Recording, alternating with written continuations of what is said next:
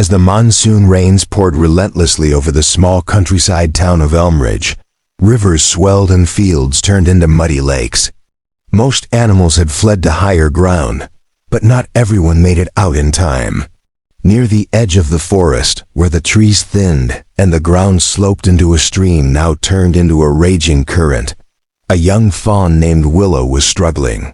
Her slender legs slipped in the muddy waters as the stream pulled her farther from the bank.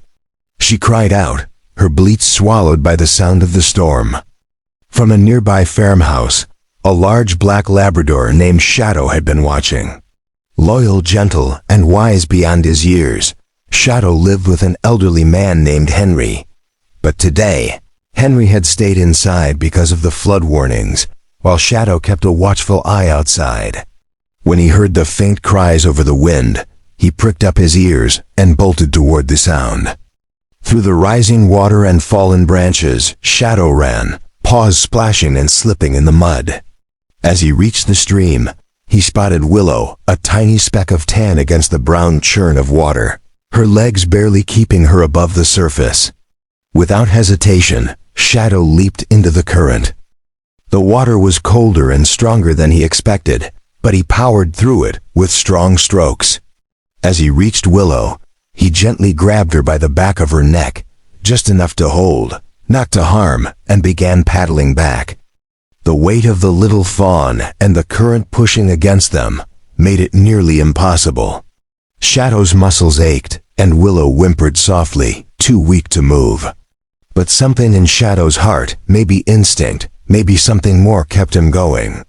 He adjusted his grip, kicked harder, and inched toward the shallows. After what felt like hours, Shadow dragged Willow to dry land. Both collapsed exhausted. Willow's breath was shallow but steady. Shadow lay beside her, his head resting on her small body to warm her.